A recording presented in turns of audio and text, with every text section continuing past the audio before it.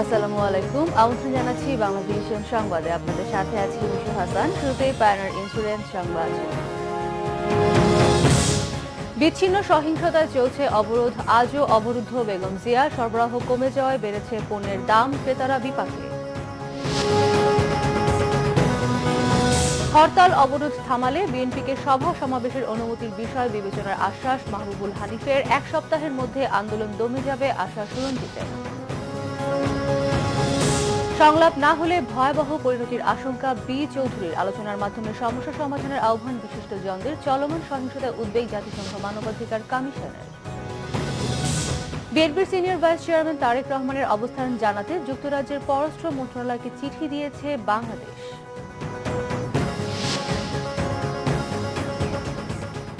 শুনছিলেন পায়নার ইন্স্যুরেন্স শিরোনাম, এবারে বিস্তারিত।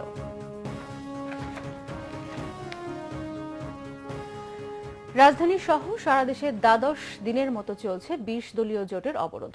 গতকাল অবরোধে দেশের বিভিন্ন স্থানে যানবাহন ভাঙচুর, অগ্নিসংযোগ ও বিক্ষিপ্ত মিছিল সমাবেশ অনুষ্ঠিত হয়। আটক করা হয় 2.5 শতাধিক মানুষকে। প্রতিনিধিদের পাঠানো তথ্য ও ছবিতে দেখুন ডেস্ক রিপোর্ট। সিরাজগঞ্জের কোনাবাড়িতে একটি ট্রাকে আগুন দিয়েছে অবরোধকারীরা। এতে দগ্ধ হন ট্রাক চালক সিদ্দিক। তাকে স্থানীয় হাসপাতালে ভর্তি করা হয়েছে। লক্ষ্মীপুরের মান্দারি বাজার এলাকায় মালবাহী একটি ট্রাকে বোমা মেরেছে দুর্বৃত্তরা। এ সময় সিএনজি ও অটোরিকশা ভাঙচুর করে তারা। এতে আহত হয়েছে 5 জন। পাবনার ফরিদপুরে 4টি ট্রাক ভাঙচুর ও ঈশ্বরদীতে একটি ট্রাকে আগুন দেওয়া হয়। জয়পুরহাটে আলু বোঝাই ট্রাকে আগুন দিয়েছে অবরোধকারীরা। পল্লী বিদ্যুৎ এলাকায় চালবাহী 5টি ট্রাক ভাঙচুর করে তারা। ঘটনাস্থল থেকে 3 পিকেটারকে আটক করা হয়েছে। বিভাগীয় শহর খুলনায় নগর বিএনপির সভাপতি নজরুল ইসলাম মঞ্জুর নেতৃত্বে মিছিল শেষে সমাবেশ হয়। বরিশাল বাবুগঞ্জ সড়কে বিক্ষোভ করে জামায়াত শিবির। রাজশাহীর তালাইমারি ও ফায়ার সার্ভিস মোড়ে বিক্ষোভ করে অবরোধকারীরা। কেন্দ্রীয় বাস টার্মিনাল থেকে দূরপাল্লার কোনো বাস ছাড়েনি, তবে শিডিউল বিপর্যয় নিয়ে ট্রেন চলাচল করছে। এদিকে টাঙ্গাইলে পুলিশি বাধা ঠেলে মিছিল সমাবেশ করে বিএনপি। নাটোরে অবরোধের সমর্থনে বিএনপি মিছিল করে। জেলার বিভিন্ন জায়গা থেকে আটক করা হয় 10 জনকে। ঝিনাইদহ জেলা বিএনপির সভাপতি ও কেন্দ্রীয় সাংগঠনিক সম্পাদক মশিউর রহমানের নেতৃত্বে শহরের আরাপপুর থেকে একটি মিছিল বের হয়। গাজীপুরের কালিয়াকৈরে অবরোধের সমর্থনে ঝটিকা মিছিল করে বিএনপি। জামালপুরেও মিছিল সমাবেশ করে বিএনপি। এছাড়া নাশকতার আশঙ্কায় গাইবান্ধায় 75 জন, রংপুরে 50 জন, চট্টগ্রামে 27 জন, খুলনায় 38 জন, হবিগঞ্জে 36, টাঙ্গাইলে 10 জন, ব্রাহ্মণবাড়িয়ায় 13 জন, কুষ্টিয়ায় 6 জন এবং ঝিনাইদহে 5 জন আটক। নাসরিন গীতি, বাংলা ভিশন নিউজ ডেস্ক। টানা 14 দিন ধরে গুলশান কার্যালয়ে অবরুদ্ধ বিএনপি চেয়ারপারসন বেগম খালেদা জিয়া। তার গুলশান কার্যালয় ঘিরে বিপুল সংখ্যক আইন শৃঙ্খলা বাহিনীর সদস্য মোতায়েন রয়েছে। গতকাল বিকেলে জিয়াউর রহমান ফাউন্ডেশনের সভাপতি ডক্টর ফরহাদের নেতৃত্বে একটি প্রতিনিধি দল বেগম জিয়ার সাথে সাক্ষাৎ করে। এদিকে গুলশান কার্যালয়ের দক্ষিণ দিকে জলকামান আর উত্তর দিকে পুলিশ ভ্যান আড়াআড়িভাবে রেখে দেয়া ব্যারিকেড আছে আগের মতোই। সীমিত রয়েছে কার্যালয়ে যাতায়াত। কার্যালয়ের সামনে 86 নম্বর সড়কটিতে পুলিশের ব্যারিকেড থাকায় সব ধরনের যান চলাচল বন্ধ রয়েছে। এমনকি সাধারণ মানুষের যাতায়াতের উপরও কড়া নজরদারি রেখেছে আইন শৃঙ্খলা বাহিনী। এবারে পালটেক্স প্লাস্টিক, অর্থ ও বাণিজ্য সংবাদ।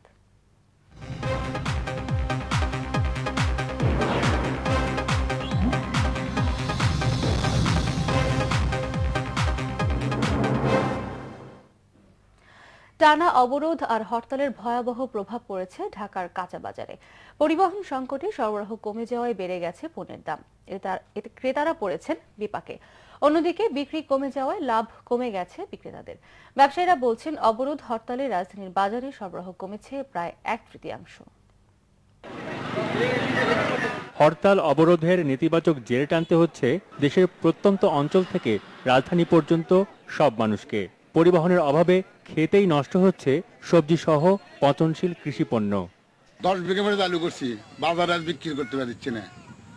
আজ হচ্ছে 7 টাকা 8 টাকা কেজি আলু, ব্যাপারে নাই, কিচ্ছু নেই, লস, 1 লক্ষ টাকা লস। সৌন্দর্যভাবে সরকারকে বোঝাও হয়, আমরা তো শেষ। 26,000 টাকার গাড়ি 36,000 টাকা, তাহলে এইভাবে কৃষক কিভাবে বাঁচে? আর এরপর তো খালি ওই গদিত বসে থাকা উনি বলতেছে আমরা কৃষকের এ করতেছি ও করতেছি। অন্যদিকে পরিবহন সংকটের কারণে সরবরাহ ঘাটতিতে ভুগছে রাজধানী সহ দেশের প্রায় সব বাজার। রীতিমতো আগুন লেগে গেছে সেখানে। ব্যবসায়ীরা বলছেন, টানা অবরোধ আর হরতালে পণ্যভেদে সরবরাহ কমেছে 1/3 থেকে অর্ধেক পর্যন্ত। আমাদের এখানে আগে আসতো ধরেন 50 কেজি, এখন আসে 40 কেজি 30 কেজি এরকম আসে। এই মার্কেটে হয়তো 5-6 গাড়ি মাল আসতো, এখন আমাদের হয়তো 1 গাড়ি বা 2 গাড়ি, এই 2-3 গাড়ি কমে গেছে। কয়েকদিনের অবরোধে শসা ও করলার দাম বেড়েছে কেজিতে অন্তত 10 টাকা করে, চিচিঙ্গার দাম বেড়েছে কেজিতে 40 টাকা করে, কেজিতে 10-12 টাকা বেড়ে গেছে আলুর দামও। পরিবহন সংকটের অজুহাতে আবারও দাম বেড়েছে বোতলজাত তেলের, প্রতি লিটারে 4 টাকা করে। আটা ও ময়দার দামও অবরোধের আগে পরে বেড়েছে 5 টাকা করে। খোলা তেলের দাম লিটারে 20 টাকা করে বেড়েছে। মসুর ডালের দাম বেড়েছে 10 টাকা প্রতি কেজি। দারুচিনির দাম অবরোধের কাঁধে চড়ে বেড়েছে কেজিতে 40 টাকা করে। থেমে নেই চালের বাজারও, প্রতি কেজিতে বেড়েছে 2 থেকে 4 টাকা পর্যন্ত। হরতাল অবরোধের কারণে আমারও তো ব্যবসা শেষ। মাছ মাংসের বাজারেও চলছে ক্রেতা বিক্রেতার হাহাকার। একে তো দাম বেশি, সেই সঙ্গে বিক্রি কমে যাওয়ায় লাভও কম। কই, শোল সহ দেশি মাছের দাম কেজিতে বেড়েছে 30 থেকে 40 টাকা করে। শিং মাছের দাম বেড়েছে কেজিতে 100 টাকা পর্যন্ত।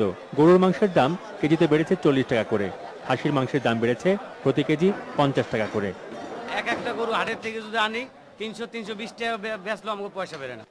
সাধারণ মানুষ এই কৃত্রিম সংকটের সমাধানে রাজনীতিকদের সদিচ্ছা চাইছেন একান্তভাবেই। উভয় পক্ষের সমঝোতার ভিতরে আসা দরকার, যেহেতু নিরীহ জনসাধারণের কষ্ট দুর্ভোগ দিয়ে তো কোনো ফায়দা হবে না, এতে দেশের ক্ষতি। সাইমুল হক, বাংলা ভিশন, ঢাকা। হরতাল অবরোধ বন্ধ করলে বিএনপিকে সভা সমাবেশ করতে দেওয়ার বিষয়ে ভেবে দেখা হবে, গতকাল বলেছেন আওয়ামী লীগের যুগ্ম সাধারণ সম্পাদক মাহবুবুল আলম হানিফ। আর দলটির উপদেষ্টা পরিষদ সদস্য সুরঞ্জিত সেনগুপ্ত বলেছেন, বিএনপির আন্দোলন আগামী 1 সপ্তাহের মধ্যে আপনা আপনি দমে যাবে। রাজধানীর ধানমন্ডিতে আওয়ামী লীগ সভানেত্রীর কার্যালয়ে সংবাদ সম্মেলনে মাহবুবুল আলম হানিফ বলেন, সন্ত্রাস নৈরাজ্য করে ক্ষমতায় যাওয়ার চেষ্টায় লিপ্তদের সঙ্গে কোনো সংলাপ বা সমঝোতা হবে না। এই তথাকথিত অবরোধের নামে এই জ্বালাপোড়া বন্ধ করতে হবে এবং এই জ্বালাপোড়া বন্ধ করার পরেই দেশের স্বাভাবিক অবস্থা সৃষ্টি হবে। এরপরে আমরা প্রত্যেকটা রাজনৈতিক দলের যে গণতান্ত্রিক অধিকার আছে সেই গণতান্ত্রিক সুফল তারা ভোগ করবে। এই ব্যাপারে আমাদের কোনো আপত্তি নেই। আমরা সবসময় সকল রাজনৈতিক দলের গণতান্ত্রিক অধিকারের প্রতি আমরা শ্রদ্ধাশীল। ডিপ্লোমা ইঞ্জিনিয়ার্স ইনস্টিটিউশন মিলনায়তনে এক আলোচনায় সুরঞ্জিত সেনগুপ্ত বলেন, এতিমের টাকা মেরে খাওয়ার দায়ে বেগম খালেদা জিয়ার সাজা হবে। ভবিষ্যতে বেগম জিয়া ও তার ছেলে তারেক রহমান নির্বাচনে অযোগ্য হবেন, এমন আভাসও দেন তিনি। 1 সপ্তাহের মধ্যেই এই আন্দোলন আপনা আপনিই স্থিমিত হয়ে যাবে। সব থেকে নিরপেক্ষ বিচারক দিয়েও যদি বিচার করানো হয়, তাতেও তিনি এই অভিযোগ থেকে, এতিমের অর্থ আত্মসাতের অভিযোগ থেকে রেহাই পাবেন। আর যদি রেহাই না পান, তাহলে তো উনি এবং উনার ছেলে দুইজনই আসামি, দুইজনই তো আর নির্বাচনের অযোগ্য হয়ে দেবে, বিএনপির মালিকানা যাবে গিয়া। এদিকে হরতাল ও অবরোধে অগ্নিদগ্ধদের দেখতে ঢাকা মেডিকেলের বার্ন ইউনিটে যায় আওয়ামী লীগের একটি প্রতিনিধি দল। পরে এ নিয়ে তীব্র প্রতিক্রিয়া জানান দলের প্রচার ও প্রকাশনা সম্পাদক ডক্টর হাসান মাহমুদ। যারা ছিনতাই করে, ডাকাতি করে, তারা কিন্তু মানুষকে পেট্রোল বোমা নিক্ষেপ করে হত্যা করে না। এরা ছিনতাইকারী, ডাকাতের চেয়েও জঘন্য অপরাধী, এবং এই অপরাধগুলো মানবতার বিরুদ্ধে অপরাধ। হরতাল অবরোধের নামে এই ধরনের মানুষের উপর হামলা পরিচালনা করছে, এটি তো যুদ্ধক্ষেত্রেও এরকম হয় না। দেশব্যাপী নাশকতা প্রতিরোধে কমিটি গঠনের কাজ শুরু হয়েছে বলেও জানান ডক্টর হাসান মাহমুদ। মুহিবুল্লাহ মুহিব, বাংলা ভিশন, ঢাকা। সংকট সমাধানে সংলাপ না হলে দেশ ভয়াবহ পরিণতির দিকে যাবে বলে আশঙ্কা সাবেক রাষ্ট্রপতি ও বিকল্পধারা বাংলাদেশের সভাপতি অধ্যাপক ডক্টর একিউএম বদরুদ্দোজা চৌধুরীর। রাজধানী ইউনাইটেড হাসপাতালে গুলিবিদ্ধ সাবেক পররাষ্ট্র প্রতিমন্ত্রী ও বিএনপি চেয়ারপারসনের উপদেষ্টা রিয়াজ রহমানকে দেখতে শুক্রবার হাসপাতালে যান সাবেক রাষ্ট্রপতি অধ্যাপক ডক্টর একিউএম বদরুদ্দোজা চৌধুরী। এ সময় রিয়াজ রহমানের খোঁজ খবর নেন তিনি। সাক্ষাৎ শেষে ডক্টর বদরুদ্দোজা চৌধুরী জানান, রিয়াজ রহমান আগের চেয়ে কিছুটা সুস্থ। অবিলম্বে রিয়াজ রহমানের ওপর হামলাকারীদের গ্রেপ্তার ও বিচারের দাবি জানান বিকল্পধারা বাংলাদেশের সভাপতি। চলমান রাজনৈতিক সংকট নিরসনে আলোচনায় বসতে সরকারের প্রতি আহ্বান জানান সাবেক রাষ্ট্রপতি। তীব্র রাজনৈতিক সংকট আছে, চলছে, এটা অস্বীকার করার কোনো উপায় নাই। সরকারেরও উপায় নাই, বিরোধী দলেরও উপায় নেই, কিন্তু একটাই মাত্র পথ, একটাই মাত্র পথ, কথা বলতেই হবে, কথা বলতেই হবে, আলাপ করতেই হবে। আপনারা এমনি কথা বলবেন না, আমি জানি না, আগে আগে বলা উচিত না। কোন এক পর্যায়ে বিদেশিদের হস্তক্ষেপের উপরে কথাবার্তা বলবেন, এটা দেশের জন্য লজ্জাজনক। ডায়ালগ না হয় দেশ ক্রমাগতভাবে ধীরে ধীরে অথবা দ্রুত কোনো পদক্ষেপ, কে জানে, হয়তো একটা খারাপ পর্যায়ে চলে যাবে। এটা অশনির সংকেত। দেশ এক কঠিন সময় পার করছে মন্তব্য করে এভাবে চলতে থাকলে বাংলাদেশ ব্যর্থ রাষ্ট্রে পরিণত হওয়ার আশঙ্কা ব্যক্ত করেছেন রাষ্ট্রবিজ্ঞানী প্রফেসর ডক্টর এমাজউদ্দিন আহমেদ। রাজনৈতিক দল সহ সংশ্লিষ্ট সব পক্ষকে একসাথে বসে সমস্যা সমাধানের আহ্বান জানান তিনি। বিশিষ্ট জনেরা বলেছেন, বিশেষ কোনো দল নয়, দেশের মানুষকে যারা স্বস্তি দিতে পারবে তাদেরই ক্ষমতায় থাকা উচিত। জাতীয় প্রেস ক্লাবে এক আলোচনায় দেশের বর্তমান সংঘাত সহিংসতা নিয়ে উদ্বেগ জানান বক্তারা। চলমান পরিস্থিতিকে উল্লেখ করেন বিষাক্ত বলে। বাংলাদেশ ক্রমান্বয়ে একটা সংকটের দিকে এগিয়ে চলেছে। সুতরাং এখন টাইম আমাদের কোনো পার্টির প্রতি বায়াস না হওয়া, আমাদের দেখতে হবে যে কোন পার্টি আমাদেরকে সত্যিকারের আমাদেরকে ডেমোক্রেসি দিতে পারে, সেই জাজমেন্ট কিন্তু জনগণের করতে হবে। আপনি সীমান্তে মানুষকে নিরাপত্তা দিতে পারেন না, বিএসএফ গুলি করে মারছে, অথচ আপনি আজকে বলছেন দেশের মানুষকে আপনি গুলি করে মারবেন। আমরাও সহিংসতা চাই না, ধরা হোক যারা সেই সহিংসতা করছে, বোমা মারছে, কিন্তু আপনি যদি দেখামাত্র গুলির কথা বলেন, একটি বাহিনীর প্রধান হিসাবে আপনি বাংলাদেশের জনগণের করের পয়সায় আপনি বেতন পান। ঢাকা বিশ্ববিদ্যালয়ের সাবেক উপাচার্য অধ্যাপক এমাজউদ্দিন আহমেদ বলেন, রাজনৈতিক বিভাজনে বিকৃত হয়ে পড়েছে দেশের সব প্রতিষ্ঠান, আর দেরি না করে সমঝোতার তাগিদ দেন তিনি। এইভাবে চলতে থাকলে ফেল স্টেট হতে বাধ্য, ডিসফাংশনাল স্টেট ওইটা না। যদি আমাদের গণতান্ত্রিক ব্যবস্থা মুক্তিযুদ্ধের চেতনা হয়ে থাকে, এই চেতনাকে পুনরুদ্ধার করতে হলে, ওই মুক্তিযুদ্ধের চেতনাকে জীবন্ত করতে হলে ওই উভয় দলকে, বিরোধী দল এবং ক্ষমতাসীন দলকে একসাথে বসে আলোচনা করতেই হবে আর কি। রাজনৈতিক স্থিতিশীলতা দেশকে পেছনে ঠেলে না দিলে মালয়েশিয়া আর থাইল্যান্ডের পর্যায়ে যাওয়া সম্ভব বলেও মনে করেন আলোচকরা। মিজানুর রহমান সবুজ, বাংলা ভিশন, ঢাকা। এদিকে বাংলাদেশের চলমান রাজনৈতিক সহিংসতায় উদ্বেগ প্রকাশ করে বিবৃতি দিয়েছে জাতিসংঘ মানবাধিকার কমিশন। বিবৃতিতে অবিলম্বে সংকট নিরসনে রাজনৈতিক দলগুলোর প্রতি আহ্বান জানানো হয়েছে। শুক্রবার দেয়া ওই বিবৃতিতে বলা হয়েছে, বাংলাদেশে গত বছরের নির্বাচনকালীন সহিংসতা আবারও ফিরে এসেছে, যা খুবই উদ্বেগজনক। বিশেষ করে যেভাবে নির্বিচারে গাড়িতে আগুন দেওয়ার ঘটনা ঘটছে এবং এতে শিশুসহ নিরীহ মানুষের প্রাণহানি ঘটছে, তা অত্যন্ত দুঃখজনক। বিবৃতিতে রাজনৈতিক সংঘাতে যেসব হত্যাকাণ্ড ঘটেছে তার নিরপেক্ষ তদন্ত দাবি করা হয়েছে। বিএনপি চেয়ারপারসন বেগম খালেদা জিয়াকে অবরুদ্ধ, সিনিয়র নেতাদের গ্রেফতার এবং বেগম জিয়ার অনির্দিষ্টকালের অবরোধের নিন্দাও জানানো হয়েছে বিবৃতিতে। সাবেক পররাষ্ট্র প্রতিমন্ত্রী রিয়াজ রহমানের ওপর হামলার ঘটনাও উল্লেখ করা হয়েছে। এদিকে বাংলাদেশের প্রধান দুই রাজনৈতিক দলের প্রতি শান্তিপূর্ণভাবে বিরোধ মেটাতে ব্যর্থতার অভিযোগ করেছেন সংগঠনটির হাই কমিশনার রাভিনা শামদাসানি।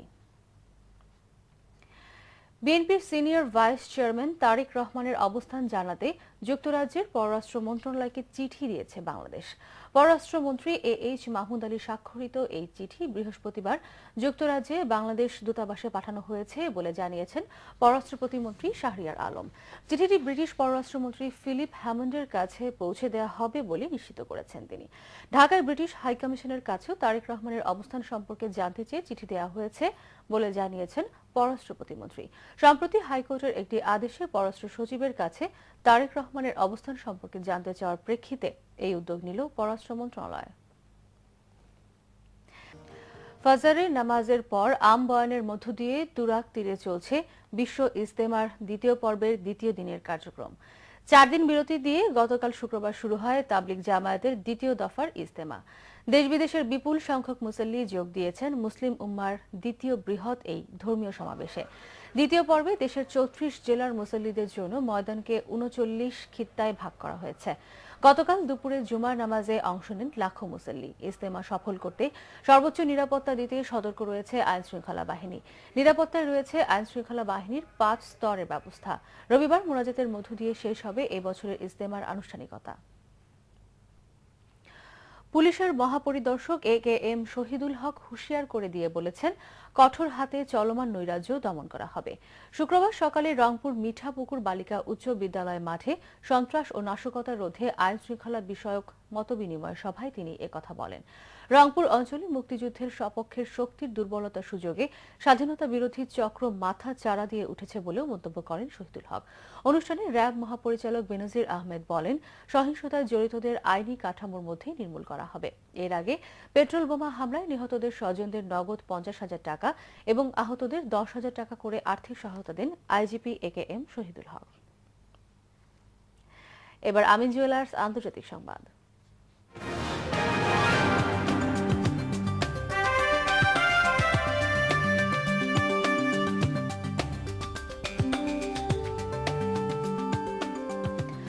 বেলজিয়ামে সন্ত্রাস বিরোধী অভিযানে 2 সন্দেহভাজন মুসলিম জঙ্গিকে গুলি করে হত্যা করেছে পুলিশ।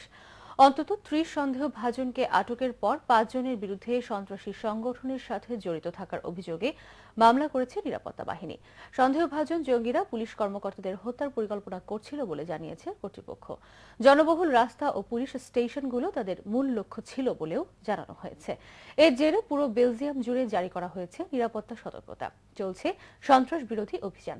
বেলজিয়ামের স্থানীয় সময় বৃহস্পতিবার রাজধানী ব্রাসেলস ও এর আশপাশের এলাকায় সন্ত্রাস বিরোধী অভিযান চলাকালে পূর্বাঞ্চলীয় ভারভিয়ার শহরে পুলিশের গুলিতে নিহত হয় 2 সন্দেহভাজন জঙ্গি। পরে বেলজিয়ামের বিভিন্ন এলাকা থেকে আটক করা হয় অন্তত 30 সন্দেহভাজনকে।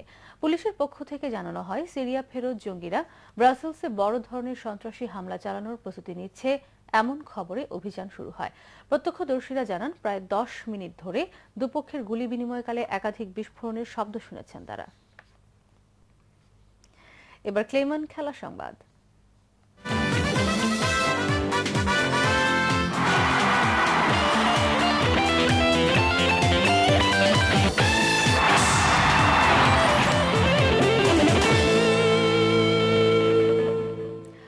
ফুটবল।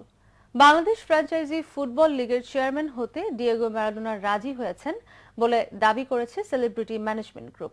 ফেব্রুয়ারিতে ঢাকায় আসতে পারেন তিনি। তবে ম্যারাডোনা ঢাকায় এসে বাংলাদেশ ফুটবল ফেডারেশনকে সাথে নিয়ে সংবাদ সম্মেলন করলেই এই লিগের সিদ্ধান্ত চূড়ান্ত হবে বলে জানিয়েছেন কাজী সালাউদ্দিন।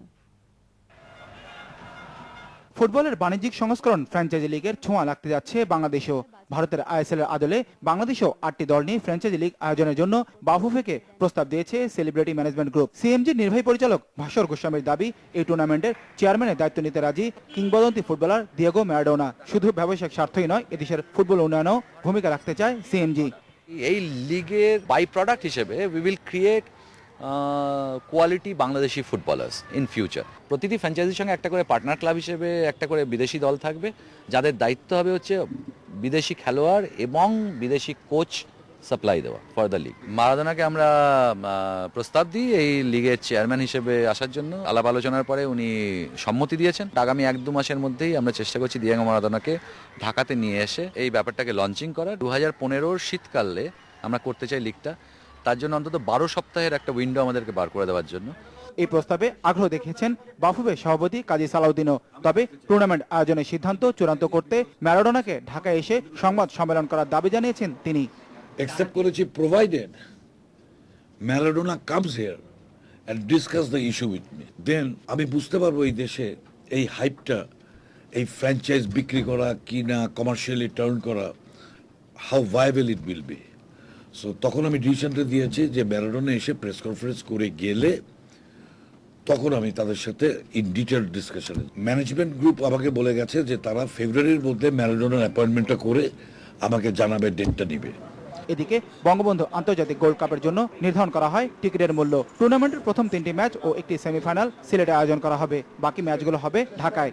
নর্মাল গ্রুপ ম্যাচ পর্বে গ্যালারি করেছি 50 টাকা অ্যান্ড ভিআইপি 100 টাকা, আর সেমিফাইনাল ফাইনালটা আমরা করেছি 80 টাকা অ্যান্ড 150 টাকা। সবার সহযোগিতায় সফল টুর্নামেন্ট হবে আশা বাংলাদেশ ফুটবল ফেডারেশনের। মানিক মাহমুদ, বাংলা ভিশন, ঢাকা। সংবাদ শেষ করব পাইওনিয়ার ইন্স্যুরেন্স সংবাদ শিরোনামগুলো আরো একবার জানিয়ে। বিচ্ছিন্ন সহিংসতায় চলছে অবরোধ, আজও অবরুদ্ধ বেগম জিয়া। সরবরাহ কমে যাওয়ায় বেড়েছে পণ্যের দাম, ক্রেতারা বিপাকে। হরতাল অবরোধ থামালে বিএনপিকে সভা সমাবেশের অনুমতি বিষয় বিবেচনার আশ্বাস মাহবুবুল হানিফের। 1 সপ্তাহের মধ্যে আন্দোলন দমে যাবে আশ্বাস সুরঞ্জিতের। সংলাপ না হলে ভয়াবহ পরিণতির আশঙ্কা বি চৌধুরীর। আলোচনার মাধ্যমে সমস্যা সমাধানের আহ্বান বিশিষ্ট জনদের। চলমান সহিংসতা উদ্বেগ জাতিসংঘ মানবাধিকার কমিশনের। বিএনপির সিনিয়র ভাইস চেয়ারম্যান তারেক রহমানের অবস্থান জানাতে যুক্তরাজ্যের পররাষ্ট্র মন্ত্রণালয়কে চিঠি দিয়েছে বাংলাদেশ।